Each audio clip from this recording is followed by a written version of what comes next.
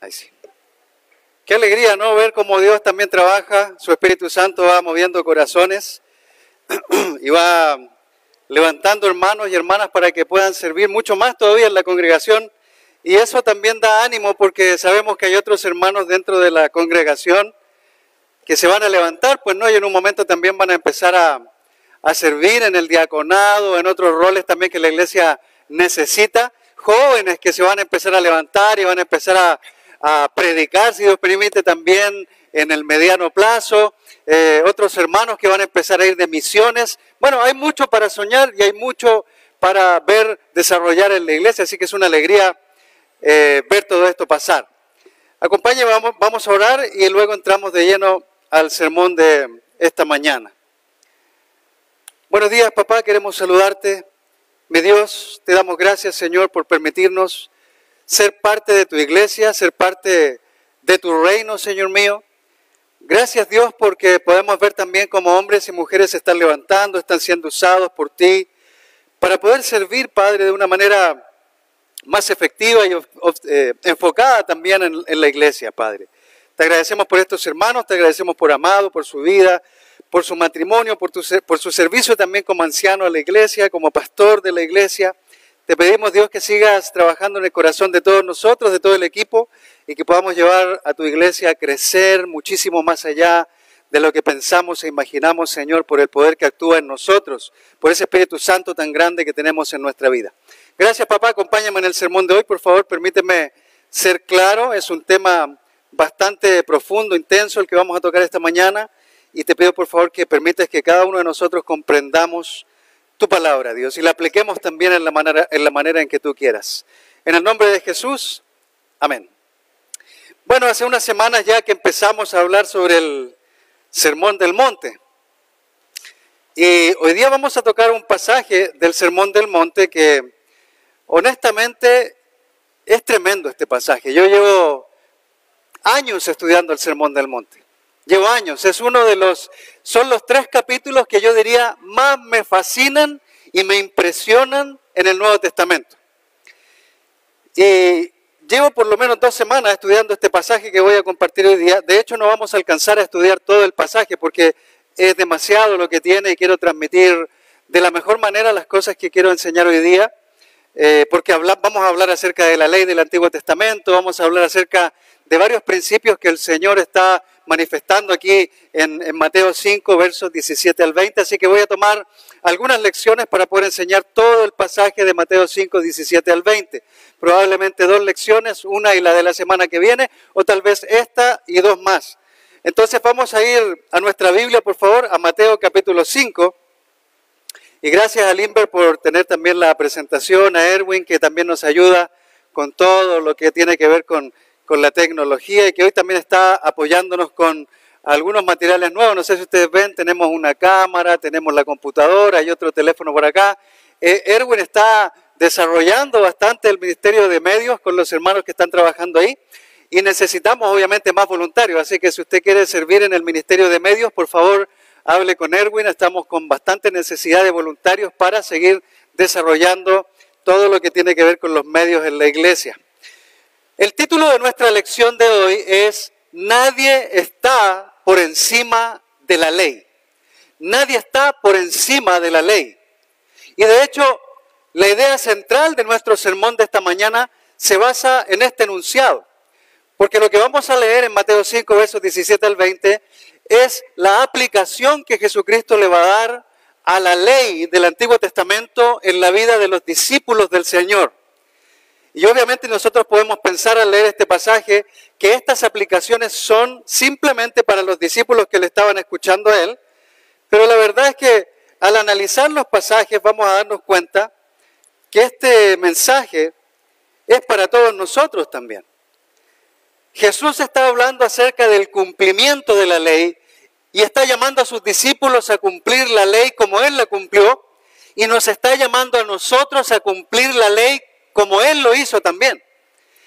Obviamente hay algunas diferencias entre lo que tiene que ver con la ley del Antiguo Testamento y que vivía el pueblo de Israel versus lo que la iglesia hoy debe vivir en términos de ley. Así que no se asuste, vamos a tratar de abordar todo el tema esta mañana y los siguientes domingos. Nadie está por encima de la ley. Lea conmigo, por favor, Mateo 5, versos 17 al 20. No piensen que he venido a anular la ley o los profetas. No he venido a anularlos, sino a darles cumplimiento. Les aseguro que mientras existan el cielo y la tierra, ni una letra ni una tilde de la ley desaparecerán, hasta que todo se haya cumplido. Todo el que infrinja uno solo de estos mandamientos, por pequeño que sea, y enseña a otros a hacer lo mismo, será considerado el más pequeño en el reino de los cielos. Pero el que los practique y enseñe será considerado grande en el reino de los cielos. Porque les digo a ustedes que no van a entrar en el reino de los cielos a menos que su justicia supere a la de los fariseos y los maestros de la ley. Imagínense, por favor, lo que está ocurriendo aquí. Ya lo hemos hablado en otros momentos, en otras lecciones. Pero imagínense lo que está pasando. Cuando empezamos a hablar del Sermón del Monte, dijimos que una gran multitud de personas estaba siguiendo a Jesús. Así que imagínese usted como cristiano caminando con Jesús. Así iban los discípulos, iban caminando con Jesús. Lo iban mirando, iban observando, iban escuchando. Querían aprender profundamente cada enseñanza que el Señor tenía que transmitirle. Y si usted se acuerda, antes del capítulo 5, en el versículo 1, Jesús poco adelante había seleccionado, había llamado a sus primeros discípulos cuando caminaba por la orilla del lago de Galilea, y estos hombres habían dejado todo lo que tenían y se habían ido con Jesús. Y dice la Escritura que Jesús había empezado a sanar personas, que toda la gente de todos los lugares conocidos habían empezado a saber de él, y Jesús se hizo tan famoso que había mucha gente que le seguía. Así que imagínense a estos 12 hombres nada más, con una multitud de personas a su alrededor. Ahora póngase usted en el lugar de ellos. Imagínese que usted está en la ladera de una montaña. La mayoría de nosotros por lo menos hemos estado en la ladera de una montaña, nos hemos sentado probablemente en la ladera de una montaña, hemos estado en algún monte, hemos apreciado las ciudades de una montaña hacia abajo, como se puede mirar. Imagínese que usted está escuchando a Jesús, porque dice la Escritura en Mateo capítulo 5, versículo 1, que empieza todo el contexto de este Sermón del Monte. Dice que Jesús miró la multitud, subió a la ladera de una montaña, se sentó y empezó a enseñarles a sus discípulos. Entonces imagínese, usted está escuchando a Jesús. Está en el primer siglo. Está usando otra ropa, porque no estaban usando este tipo de ropa. No usaban esta correa, ni estos pantalones, ni estas camisas. Usaban otro atuendo.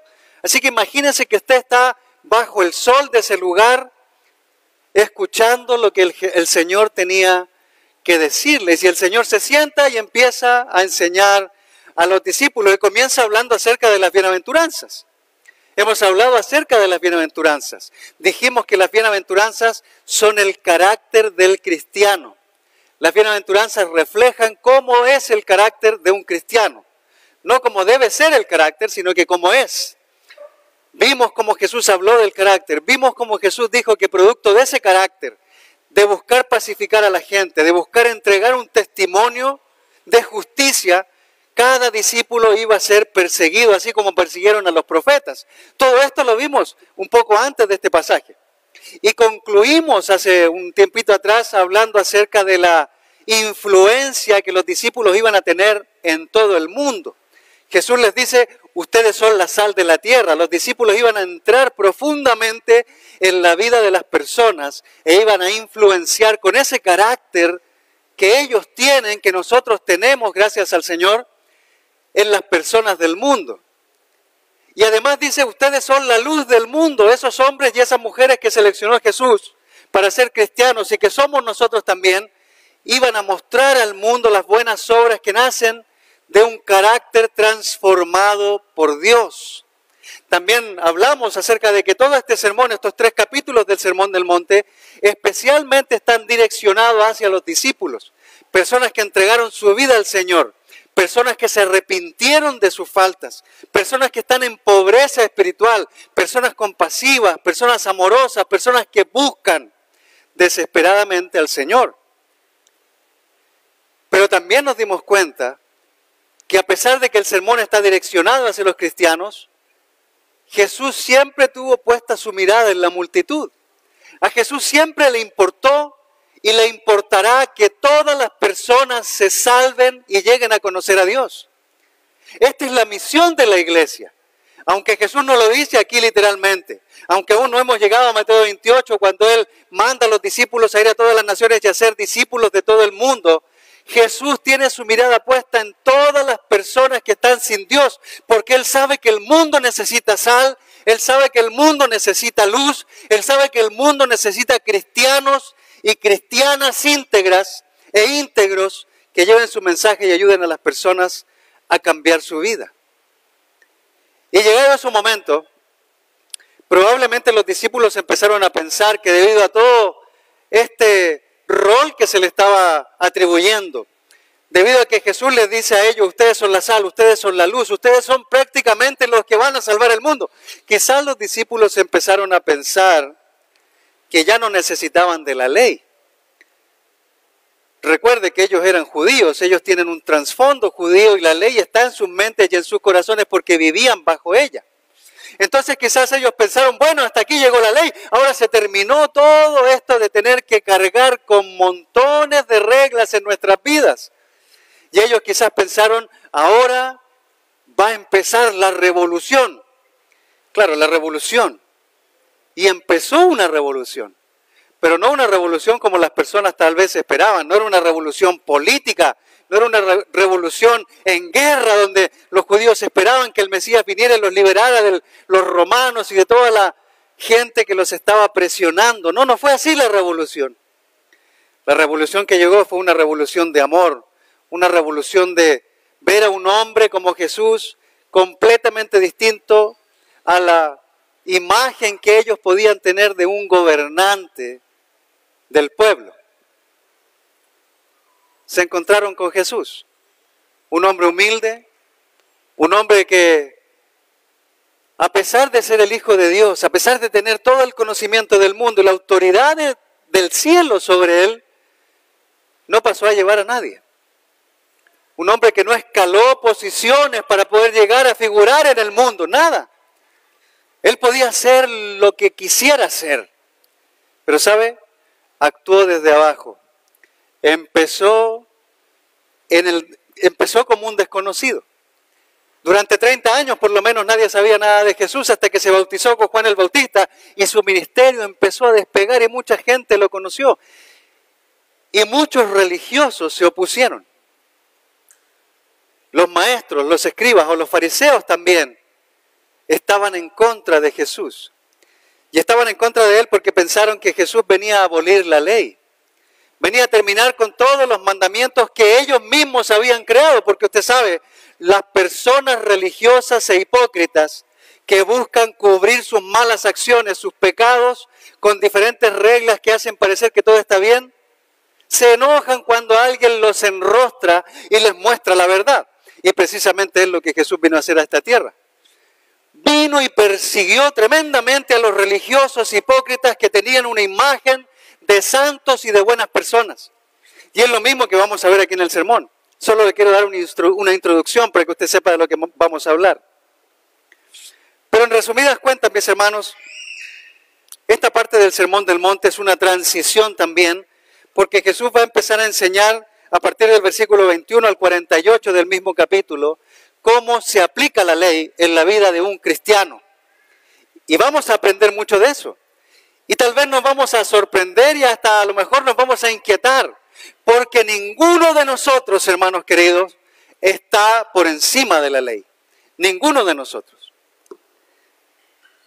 No piensen, dice Jesús, que he venido a anular la ley o los profetas.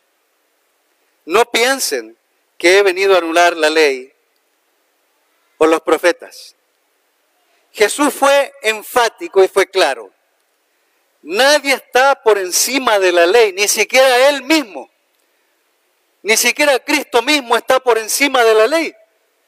Y de hecho la ley fue escrita para hablar de Él. La ley fue escrita por medio de la palabra de Dios que es Jesucristo. Jesucristo conoce toda la ley, vivió toda la ley. El Antiguo Testamento habla de Jesucristo desde el principio hasta el final del Antiguo Testamento. Cristo está en cada parte de la ley. Cristo se hace figura en la ley. Cristo es la ley. Y debe serlo para nosotros. Cristo dijo, o dio a entender que nadie está por encima de la ley, ni siquiera él mismo. Y debido a esto, mis queridos hermanos, nuestra justicia como cristianos debe ser superior a la de cualquier religioso. Nuestra vida cristiana debe ser más ejemplar que la vida religiosa de cualquier persona que hoy en día predique el evangelio o se haga llamar pastor, predicador, sacerdote, cura, lo que sea. Nuestra vida cristiana, sin importar el rol que tengamos en la iglesia, sin importar quiénes seamos fuera de la iglesia, debe mostrar un estándar tan alto, tan puro, tan santo, tan íntegro, que nadie debe apuntarnos con el dedo y decir, ese cristiano que está ahí es un mentiroso. Nadie debe decir eso, porque somos sal y luz para el mundo, y al ser eso, estamos dando testimonio de nuestro Señor a cada persona con la que nos relacionamos. Cada persona que nos ve en la calle, cada vecino que nos ve al salir de la casa, cada persona con la que hablamos, cada amigo con el que nos juntamos, debe saber que en nuestra vida habita una ley superior a la ley que habita en el mundo entero. La ley de Dios, mis queridos hermanos, es más fuerte que cualquier ley que pueda someternos aún en nuestros países, aún en nuestras regiones. Cristo y su ley debe habitar activamente en todos y cada uno de nosotros, sin importar lo que pensemos. Cristo y su ley es más fuerte que todos nosotros mismos juntos. Así que hoy día vamos a separar este sermón en 2 o 3 partes, porque como le digo es bastante para poder hablar el día de hoy. Pero sí quiero tocar algunos puntos. Primero, y por favor se puede ir tomando nota para que no se quede en el aire, porque vamos a aprender varias cosas hoy día. Ahora, si es que no puede tomar nota, también vamos a estar publicando el sermón. Erwin tiene el sermón, las notas del sermón para que usted lo tenga, y va a estar en nuestro blog también para que lo pueda tomar. Una idea determinante es que Jesús no vino a derogar o anular la ley.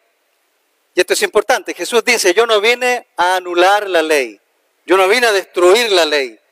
Jesús no vino a derogar la ley de Dios o del Antiguo Testamento. Al contrario, Él vino a cumplirla. Hay una diferencia en destruir algo y cumplir algo. La palabra que se usa para cumplir, la palabra que viene del griego para cumplir, es una palabra que se traduce como llevar algo a su término, concluir con algo, terminar, pero no destruir. Los religiosos probablemente pensaban en ese tiempo, debido a la forma en que Jesús predicaba, que Jesús venía a destruir toda la ley del Antiguo Testamento, pero no era así. Él les dice, hey, yo no vine a destruir la ley, yo no vine a abolir la ley, yo no vine a terminar con nada de la ley, yo vine a darle cumplimiento. De hecho, Él dice aquí en el capítulo 5, les aseguro que mientras exista en el cielo y la tierra, ni una letra ni una tilde de la ley desaparecerán. Y fíjese que para nosotros estas palabras son... No las entendemos realmente a menos que conozcamos un poquitito del hebreo. El idioma hebreo, el alfabeto, como nosotros le llamamos alfabeto hebreo, por ejemplo, es completamente diferente al nuestro. Las letras son completamente diferentes. Nosotros conocemos el abecedario, la letra A, las vocales y todo eso, pero el hebreo ni siquiera tenía vocales. El hebreo son básicamente figuras que ellos entienden, obviamente, porque son las que aprenden, pero son figuras, son dibujitos para nosotros, incomprensibles. Y una tilde, hermanos queridos, es la parte más minúscula de una letra en el hebreo. Es como el acento, o como la ñ que lleva una figurita arriba, ¿no? Una curvita. Es como eso, es como algo que para nosotros tal vez no tiene importancia. Él dice, yo no vine ni siquiera a anular esa letra más pequeña que exista en la ley. Todo lo contrario, dice Jesús. Vine a cumplirla. Él no vino a destruir, vino a cumplir. Y hay diferencia entre destruir y cumplir. Él vino a cumplir todo lo que el Antiguo Testamento hablaba acerca de la ley. Cuando veamos los versículos 21 al 48 nos vamos a dar cuenta de qué manera nosotros podemos ir cumpliendo también esto. Y también vamos a ver cómo Jesús atacó profundamente la mala enseñanza de los religiosos de ese tiempo. Los religiosos, los maestros de la ley y los fariseos que estaban encargados de interpretar la ley, enseñar la ley para que las personas la pudieran vivir, distorsionaron la ley. Tomaron lo que Dios había mencionado en el Antiguo Testamento, los 10 mandamientos, las cosas que Dios le habló a Moisés. Ellos lo tomaron y lo distorsionaron, hicieron un sinnúmero de reglas que no tenían nada que ver con el corazón de lo que Dios había dicho en el Antiguo Testamento. Pero Jesús llega, hermanos queridos. Jesús llega con una idea tan revolucionaria al corazón de las personas que les estaban escuchando. Con una idea que revolucionó el corazón de los religiosos y de los mismos judíos que eran sus discípulos. Y les dice, yo no vine a destruir la ley. Yo vine a levantar la ley. Vine a elevar el estándar de vida en sus propias vidas. ¿Saben lo que hace la ley? La ley nos da normas, la ley nos da reglas que debemos seguir. Y ya como está, es bastante pesada de seguirla. Muchos de nosotros probablemente tenemos el librito de las reglas de tránsito, la ley de tránsito. Es un gran libro, yo lo tengo en el auto, es grande, tiene hartas páginas. Y a mí me cuesta pensar que alguno de nosotros, yo lo confieso, yo jamás lo he leído completo, jamás. Ni siquiera para dar el examen de conducir leí ese libro completo, porque realmente hay muchas cosas que aparecen ahí que aburre leer. A usted le aburre leer algunos libros extensos, y sobre todo cuando hay artículo 1, párrafo tanto, aquí y acá, y le lleva para acá y para allá, y al final ni se cumplen tampoco esas cosas en la calle. Entonces uno empieza a leer el reglamento y termina abrumado por cada cosa que habla la ley. Ahora los abogados me van a perdonar, a ustedes les encanta leer, aman la ley, y yo espero que la cumplan con integridad, que no sean mentirosos ni usen la ley para sacar a las personas de los aprietos que tienen. Los abogados cristianos, hermanos queridos, deben ser hermanos íntegros, que no se venden y que no transan sus convicciones en el mundo como otros abogados que usted conoce en el mundo que lo hacen. Así que si usted es abogado, y yo sé que tenemos abogados aquí, sean hermanos de integridad, no de falsedad ni de hipocresía, porque un día daremos cuenta a Dios. Y todo lo que recibamos en este mundo no va a tener validez para mostrárselo a Él. Pero Jesús trajo este mensaje. Jesús atacó a los religiosos. Jesús impuso su autoridad por encima de la de los religiosos de ese tiempo. Es más, Marcos capítulo 7, versículo 8, no necesita ir ahí. Marcos capítulo 7, versículo 8, nos dice que Jesús habló tan duramente con los judíos, con los religiosos, que les dijo, ustedes han desechado los mandamientos divinos y se aferran a las tradiciones humanas. ¿Sabe? Esto es lo que habían hecho los fariseos, los religiosos del tiempo de Jesús. Tomaron esos 10 mandamientos, que muchas veces se traduce también como las 10 palabras. A veces nosotros pensamos que los 10 mandamientos son 10 cosas que debemos hacer al pie de la letra, pero déjeme decirle que al interpretar los 10 mandamientos, y usted puede adquirir un libro, que es de uno de mis comentaristas, de mis maestros favoritos, se llama Jack Cottrell. Usted puede buscar en internet y encontrar este libro, se llama En su camino. Este es un libro En su camino, se llama el libro de uno de mis maestros de la Biblia favoritos, Jack Cottrell, y él enseña acerca de los 10 mandamientos y empieza a hablar acerca de la aplicación práctica de esos 10 mandamientos en la vida de nosotros los cristianos. Así que si quiere tener un poco más de detalles sobre lo que es la ley y cómo aplicar cada uno de esos mandatos o de esas palabras, adquiera uno de estos libros y seguramente va a poder entender mucho más lo que Jesús en ese momento quería decir también a Moisés. Pero esos 10 mandamientos, hermanos queridos, son 10 palabras, son 10 principios, son 10 fundamentos de los que cada uno de nosotros debemos aprender.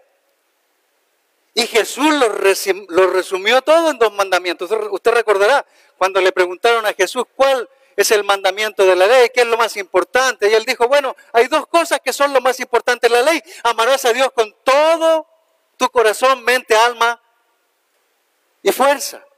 Y amarás a tu prójimo como a ti mismo. Y él resumió todos esos mandamientos en dos. Pero los fariseos y los maestros de la ley no querían hacer eso.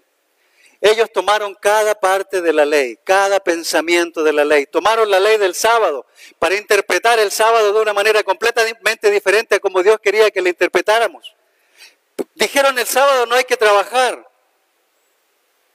Y obviamente no había que trabajar porque había que dedicar el tiempo a Dios. Pero ellos empezaron a analizar lo que significaba trabajar. Entonces, después de analizar lo que significaba trabajar, empezaron a buscar qué cosas eran trabajo y qué no. Cuánto tiempo se debía trabajar y cuánto tiempo no. Si alguien estaba enfermo, se empezaron a preocupar por buscar si curar la herida de una persona era trabajo o no. Hasta qué punto se podía curar una herida. Si ponerle un parche era trabajo o si ponerle el parche y además algún líquido para sanar implicaba trabajo. Cuánta miel debía ponerse. Cuánto debían utilizar para cumplir con la ley. ¿Sabe? Yo le hablo esto y realmente tengo tantas cosas en mi corazón sobre este tema, porque leí un fragmento, yo leí un fragmento de la ley que hablaba acerca del trabajo. Y ¿sabe? Creo que fueron 5 líneas. Yo creo que cualquiera de nosotros al leer 5 líneas de un libro, son 5 líneas nada más. Pero déjeme decirle que al leer esas 5 líneas, a medida que yo avanzaba en leer lo que estos religiosos habían interpretado acerca de la ley, empecé a sentir un peso tremendo sobre mi cuerpo. Empecé a sentir que esa ley empezaba a cargarme, a agobiarme, a hacerme sentir más culpable que libre.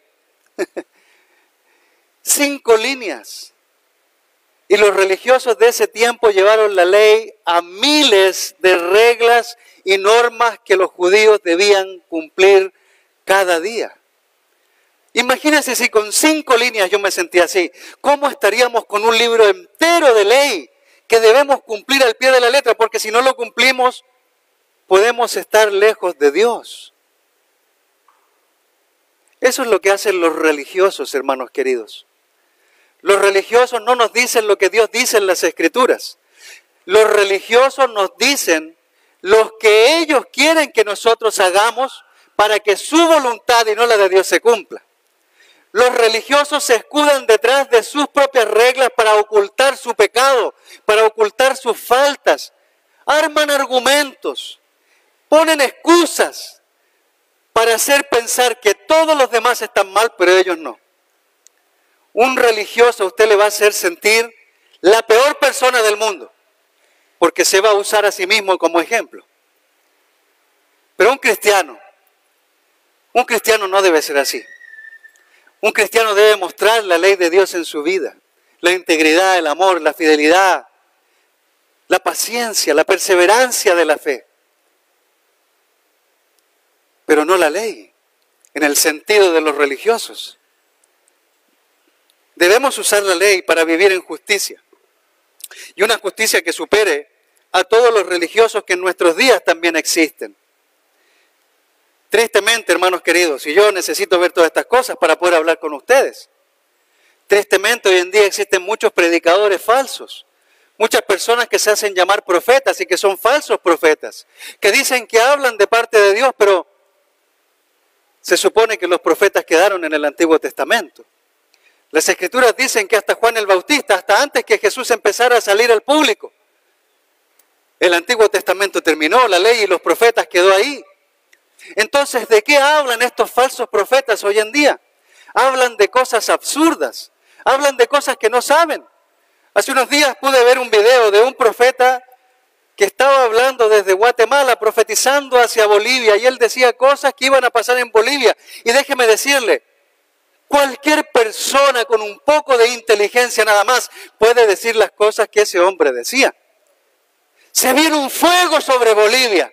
Pues claro que se viene, estamos en un ambiente político tan tenso. Hasta en la iglesia hay situaciones complicadas producto de la política.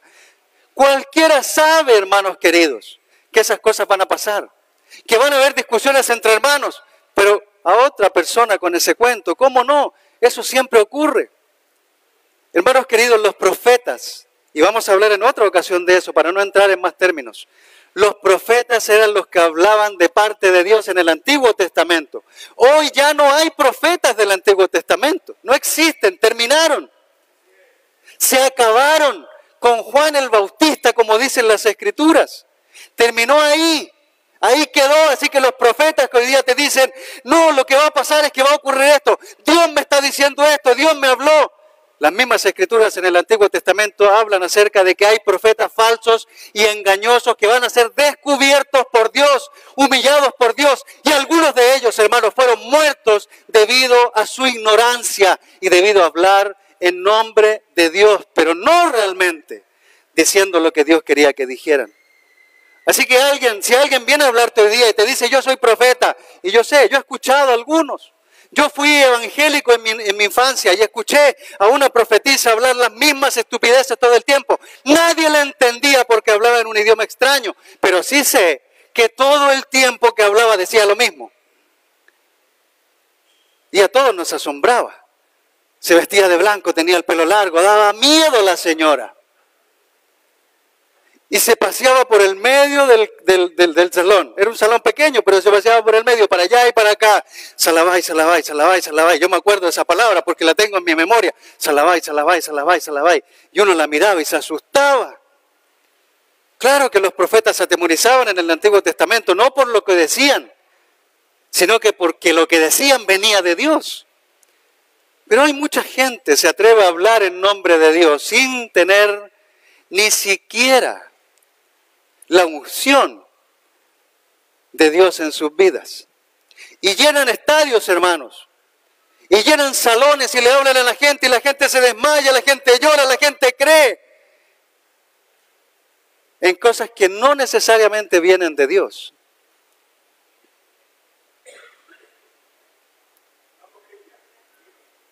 El Antiguo Testamento nos habla de la ley y nos habla de los profetas. Y Jesús vino a cumplir con todo lo que tiene que ver con ella. Pero no se quedó callado con los religiosos. Los religiosos desecharon los mandamientos de Dios y se aferraron a tradiciones humanas. Hermanos, hay que tener mucho cuidado con lo que escuchamos. Mucho cuidado con lo que vemos. Porque hay mucha doctrina falsa en el mundo. Usted sale a la esquina y se encuentra con alguna iglesia, porque hoy día está plagado de iglesias por todos lados, pero usted no sabe realmente si ahí dentro le van a predicar la palabra de Dios o una palabra engañosa. Así que si va a otra iglesia, tenga cuidado con lo que escucha, evalúe el mensaje, no se quede con lo que le dice el predicador. No crea que el predicador tiene la última palabra siempre la tiene Dios.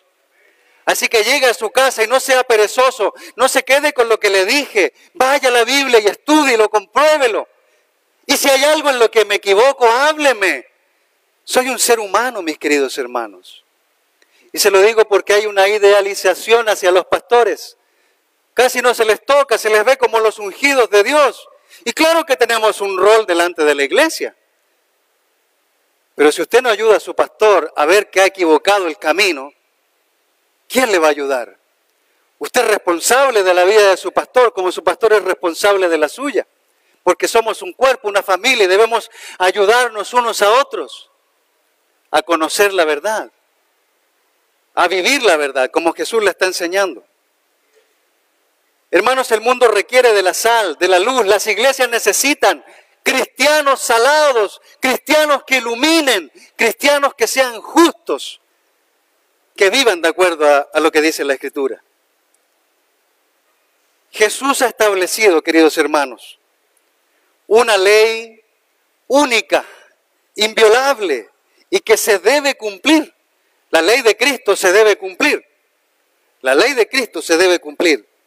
Y se debe cumplir debido a que fue entregada por Dios. Mire conmigo, por favor, vaya conmigo al libro de Éxodo, en el Antiguo Testamento. Rápidamente vamos a ir ahí, al libro de Éxodo, en el capítulo 20. Va siguiendo conmigo lo que estamos hablando, ¿no es verdad? Ok.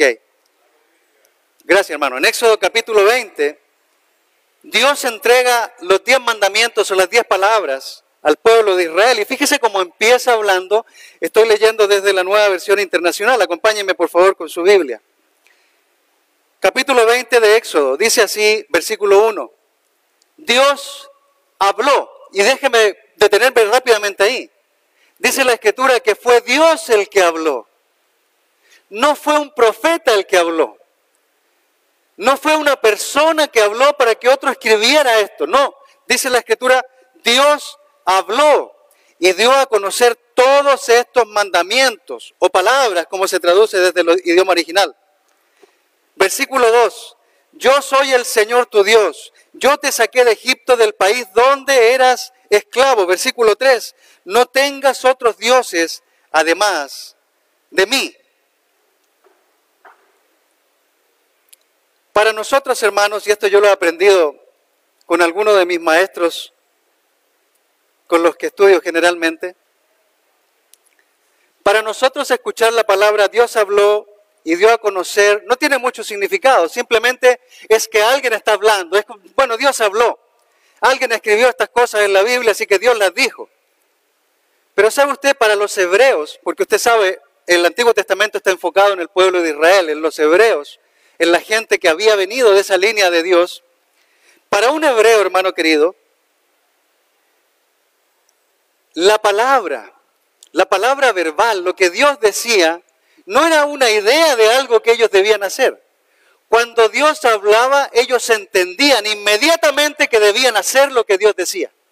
Así que aunque este pasaje habla de fundamentos, de palabras que Dios está hablando, para un judío, para un hebreo, ellos escuchaban a Dios hablar y ellos decían, Dios está hablando y esto hay que hacerlo. Si Dios habló, lo hacemos. En cambio, para nosotros a veces existen argumentos porque el pensamiento griego entró en el Nuevo Testamento y nos influenció. Toda la cultura occidental está influenciada por el pensamiento griego en el Nuevo Testamento. Entonces, más bien los griegos, ¿qué hacían? No utilizaban esto de escuchar y obedecer, sino que ellos escuchaban y utilizaban el pensamiento, la mente. Y es por eso que la idea de corazón cambió del Antiguo Testamento al Nuevo. El Antiguo Testamento consideraba el corazón como el centro de las emociones. Y el Nuevo Testamento consideró el cerebro, la mente, como el centro de todo. Hubo un cambio en la línea que la gente empezaba a seguir. Así que hoy día nosotros pensamos mucho más lo que Dios nos dice. Dios dice, ama al Señor tu Dios con todo tu corazón, alma, mente y fuerza. Si nosotros pensamos, ¿qué querrá decir eso? ¿Cómo se interpretará? Voy a comprar un libro para ver qué quiere decir Dios en este pasaje. Y empezamos a darle vuelta y vuelta y vuelta a lo que Dios nos manda en la Escritura. Pero para un hebreo era diferente. Para un hebreo, escuchar a Dios hablar era escuchar la voz de Dios cara a cara. Es como si yo te estuviera mirando y te dijera, esto es lo que tienes que hacer. Y tú dices, claro que lo voy a hacer. ¿Cómo no lo voy a hacer si papá está hablando? Si Dios está hablando. Pero muchos de nosotros, hermanos queridos, como hijos desobedientes, escuchamos hablar a Dios y no hacemos lo que Él dice. Y eso ocurrió con los religiosos. Tomaron la ley de Dios y la llevaron a un nivel enfermizo, a un nivel externo. Y la ley de Dios es interna, trata con nuestro corazón. Hace cambios dentro de nosotros para que se muestre el cambio que hay dentro. Pero los religiosos hacen lo contrario. Los religiosos se visten de ropa bonita por fuera, pero no cambian los corazones por dentro. Siguen y siguen y siguen viviendo en pecado y mostrando a los demás que todo está bien, cuando en realidad todo está mal. Eso es lo que pasaba con este asunto. Y por eso Jesús habla tan fuertemente en contra de los religiosos. Dios está hablando en el Antiguo Testamento, hermanos queridos, y les dice al pueblo, yo soy el Señor tu Dios. Dios está hablando, soy yo el que te estoy diciendo lo que tienes que hacer, cómo debes vivir, cómo debes actuar.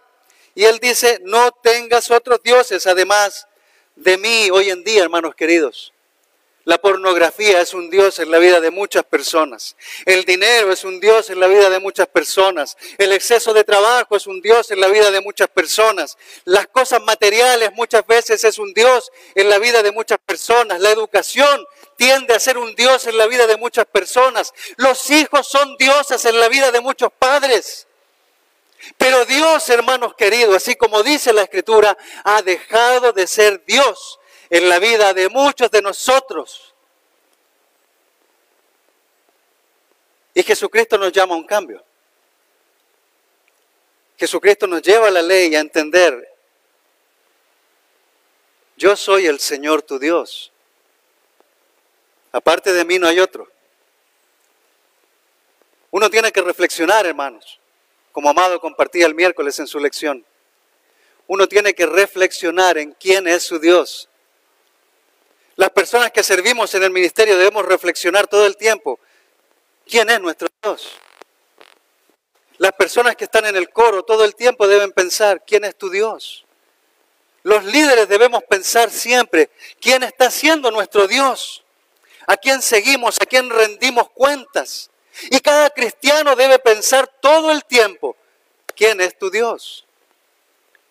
Porque un día, hermanos queridos, no nos vamos a encontrar con el dinero cuando el Señor vuelva. No le vamos a decir al Señor: Señor, aquí tengo todo el ahorro que junté trabajando montones de horas en mi vida, abandonando mi familia para generar mucho dinero. Aquí están todas las casas que pude conseguir. Mi Señor, gracias, y te las vengo a ofrendar. Dios no va a querer tu ofrenda en el día final, porque Él va a venir por tu corazón. ¿Y dónde está nuestro tesoro?, dice el Señor. Ahí está nuestro corazón. Así que si nuestro tesoro no es Dios, pues preguntémonos bien cuál es nuestro tesoro. Porque el tesoro de Jesús estaba en el cielo con el Señor. Jesús nunca perdió el enfoque. Y tú y yo nunca debemos perderlo. Escuchen lo que John MacArthur nos dice acá. La ley de Dios no es algo que usted simplemente ajuste y adapte a cualquier pecado que está sucediendo en su día. La ley de Dios nunca cambia. Son las normas de Dios. Y el primer mandamiento es este: yo soy el Señor tu Dios y no tendrás dioses ajenos delante de mí. Este es un estándar inflexible basado en el hecho de que Él es el soberano absoluto y único Dios. Este no es un ídolo oscuro. Esta no es una deidad remota. Este es el Dios santo, el único Dios del universo. Él ha creado todas las cosas y todas las leyes para gobernarlas, por lo que son obligatorias. Y por cierto, Dios está vivo todavía, ¿verdad?, pregunta él. Sus reglas siguen siendo las mismas, su naturaleza no ha cambiado, sus leyes permanecen. Sus leyes permanecen. Ahora, usted debe estar pensando tal vez: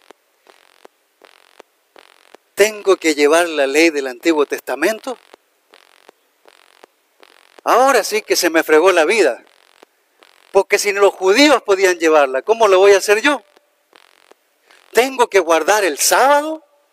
¿Tengo que sacrificar animales? ¿Tengo que quemar incienso? ¿Tengo que ofrendar de los frutos del campo? Vamos a hablar de la ley para aclarar estos conceptos. ¿A qué se refiere Jesús con la ley? Jesús usó de manera muy amplia la ley, de manera muy amplia. Sin embargo, hay cuatro maneras, y están en la pantalla, 4 maneras en las que la ley se interpretaba o se entendía en los tiempos de Jesús. En primer lugar, la ley se usaba con referencia a los 10 mandamientos que hemos recién visto en Éxodo capítulo 20. Ahí están los 10 mandamientos, usted los puede leer. La ley se usaba con referencia a los 10 mandamientos. En segundo lugar, la usaban también con referencia a los 5 primeros libros de la Biblia o el Pentateuco, que son atribuidos a la autoría de Moisés, los primeros 5 libros. También en tercer lugar se usaba la frase la ley y los profetas, o la ley o los profetas, que usted se va a encontrar en el Nuevo Testamento, y esta frase se refiere a todo el Antiguo Testamento. A todo el Antiguo Testamento. Así que se usaba, en primer lugar, como le digo, en referencia a los 10 mandamientos. Se usaba en relación con los primeros 5 de la Biblia, libros de la Biblia. Se usaba también en referencia al Antiguo Testamento, a los profetas y a todo el resto de lo que está en el Antiguo Testamento. Pero por lo general, y esto es algo en que los comentaristas bíblicos y maestros de la Biblia concuerdan, La ley que en los tiempos de Jesús estaba vigente en la boca de todas las personas era la ley oral. La ley que los escribas o maestros de la ley enseñaban al pueblo a interpretar, a vivir. Entonces hablamos de una ley que era una tradición oral y religiosa, que venía desde mucho tiempo antes. Era esta ley que las personas habían empezado a discutir. Yo le dije, hablando acerca del día de descanso, de reposo, ellos empezaron a discutir qué significaba trabajar, hicieron muchas normas acerca del trabajo, lo que significaba el trabajo, lo que uno podía hacer en un día sábado, cuántos pasos podía dar, cuánta miel podía comer y todas las cosas que le mencioné hace un rato, que realmente a uno le empiezan a cargar la vida. Así que de esta ley es la que Jesús está tratando acá. Hermanos, Jesús vino a cumplir la ley de Dios, pero vino a abolir la ley del hombre. Jesús vino a cumplir el corazón de la ley que está en el Antiguo Testamento. Vino a cumplir todo el Antiguo Testamento.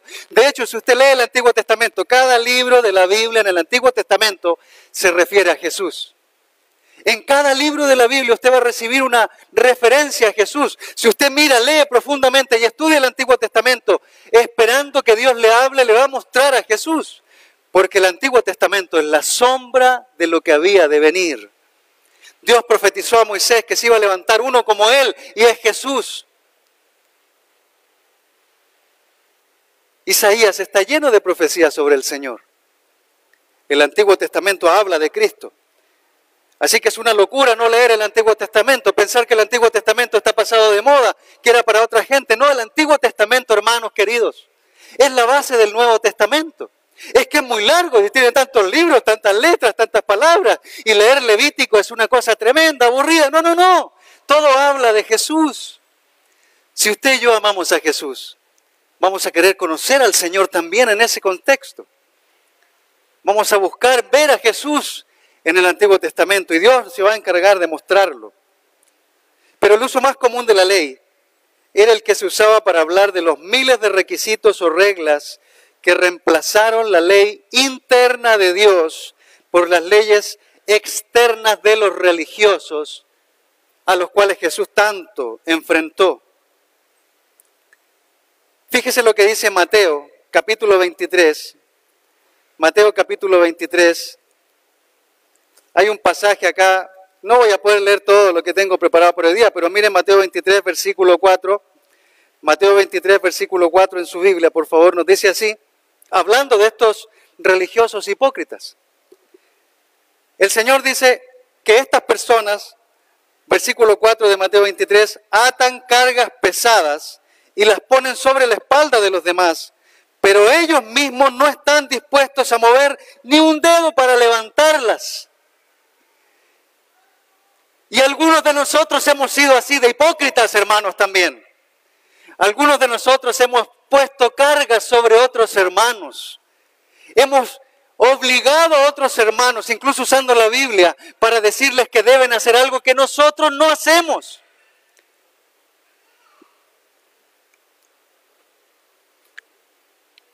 Cuando eso ocurre, hermanos, cuando usamos la Biblia para hacer que otras personas obedezcan a Dios, pero nosotros no lo hacemos, nos transformamos en religiosos hipócritas. Y Jesús está en contra de la hipocresía, en contra del religioso.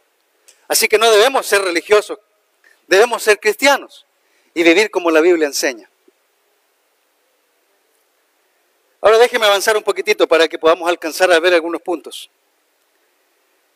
Cuando Jesús está hablando de la ley y está hablando de esta idea interna de vivir la ley de Dios en los corazones de cada persona, lo que Jesús está haciendo es que Jesús está elevando a un nivel más alto de nuestra vida la palabra de Dios.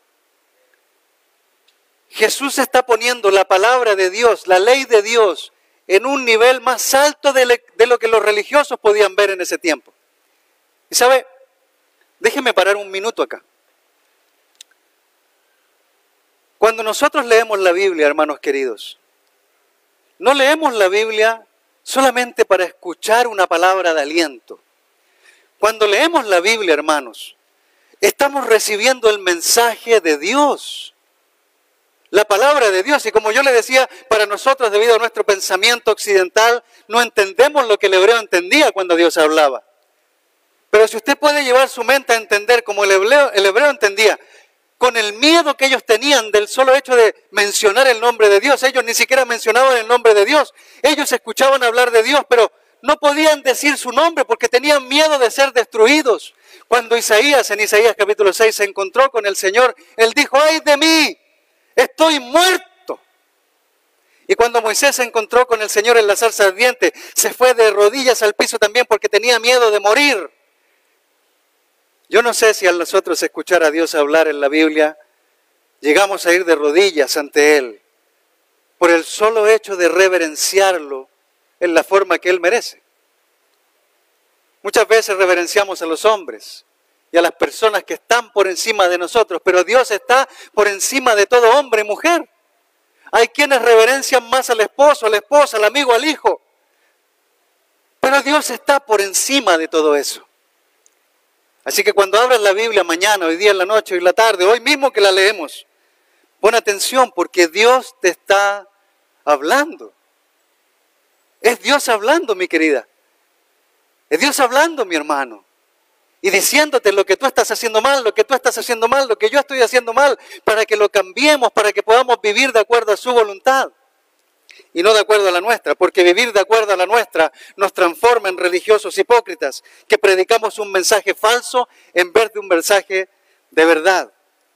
Jesús elevó la palabra de Dios más arriba de lo que los cristianos podíamos pensar.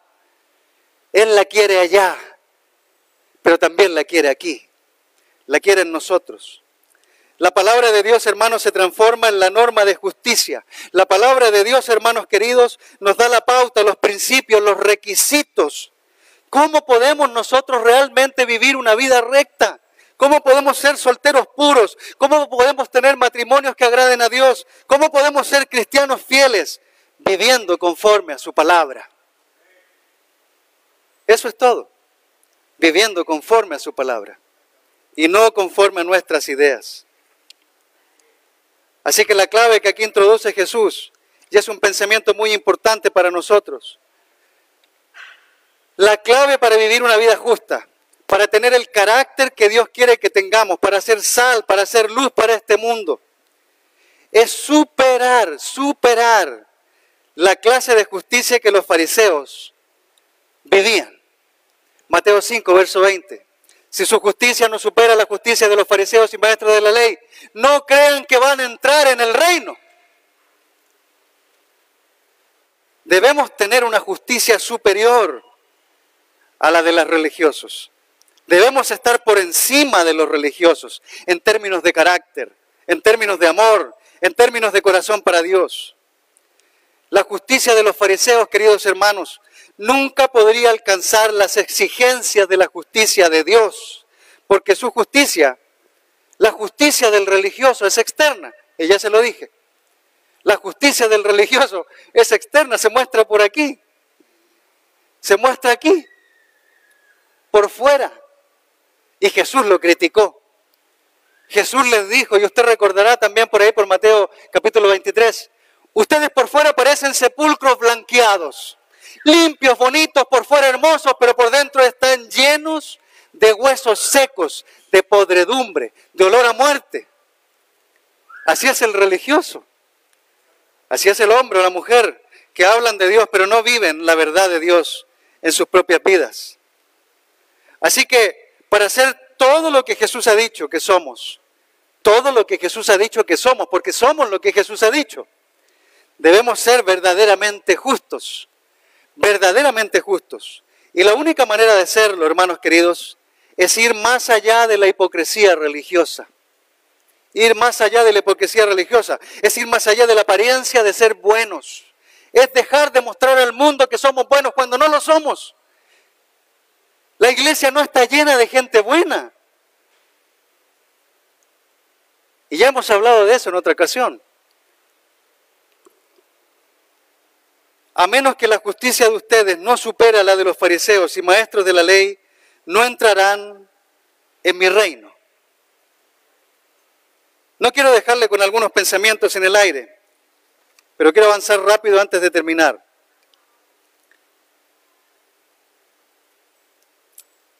Cristo está a favor del Antiguo Testamento, pero totalmente en contra de los religiosos. Cristo está en contra del Antiguo Testamento, a favor del Antiguo Testamento, pero totalmente en contra de la enseñanza religiosa y torcida que estas personas traían al mundo. Ya le puse el resumen ahí para que vaya avanzando. ¿Qué parte de la ley nos toca a nosotros? Porque usted ya puede estar pensando lo que le decía. Tengo una vaca, la voy a tener que sacrificar ahora. Me voy a quedar sin vaca. No es así.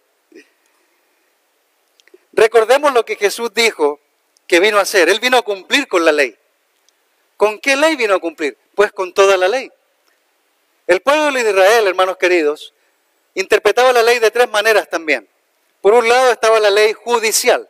Había una ley que era la judicial, que dictaba las normas y reglas que el pueblo tenía que vivir, que el pueblo de Israel, y ponga atención, el pueblo de Israel tenía que vivir. Por otro lado está la ley ceremonial, y era una ley ceremonial que el pueblo de Israel tenía que cumplir. Los sacrificios y todas las ofrendas que hacía, el pueblo de Israel las tenía que cumplir. Era un mandato para el pueblo de Israel. Y por otro lado está la ley moral, de la que hablan los 10 mandamientos y de la que va a hablar Jesús más adelante también en este sermón. La ley moral, hermanos queridos, no se terminó en el Antiguo Testamento. La ley judicial terminó cuando el pueblo de Israel crucificó a su Mesías. Dios terminó con la ley judicial ahí. En ese momento se rompió la ley para el pueblo, porque el pueblo dejó de ser la nación de Dios. En ese contexto, se terminó. Entonces la ley judicial se acabó cuando Cristo fue crucificado. Cuando Cristo fue crucificado, hermanos queridos, la ley de las ceremonias, y entre eso el sábado, la ley del sábado, terminó con la crucifixión del Señor. Ellos crucificaron al Cordero, al perfecto. Dice la ley que uno debe presentar un Cordero sin mancha y sin defecto para poder ser limpiado de cierta manera ritualmente, porque el pecado no era perdonado completamente en el Antiguo Testamento para esas personas, pero cada año debían ofrecer un sacrificio para que sus pecados fueran hechos a un lado. Hacía falta el sacrificio perfecto para que todos los pecados fueran perdonados, y ese sacrificio, como lo dice Hebreo, no vamos a ir ahí hoy día ahora, pero usted puede leer, como lo dice en Hebreos capítulo 10, ese sacrificio fue Jesús. Jesús, hermanos queridos, fue el sacrificio que anuló la ley judicial para nuestro tiempo, que anuló la ley ceremonial para nuestro tiempo, pero que dejó en vigor la ley moral. ¿Un cristiano debe cumplir la ley? Sí, pero la ley moral. Ya no debe hacer sacrificios porque está eso terminado con Cristo en la cruz. Cuando Él murió y fue sepultado, resucitó una nueva nación. Hizo nacer la iglesia gracias al Señor.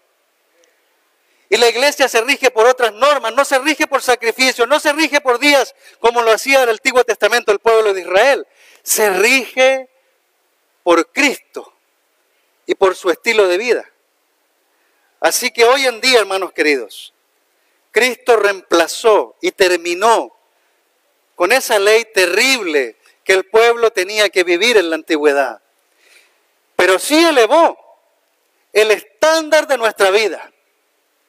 Cristo elevó el cristianismo a la luz y a la sal, a no vivir en inmoralidad, a no vivir en mentira, sino que a vivir en integridad y en unión con el Señor. Déjeme terminar simplemente con una pregunta.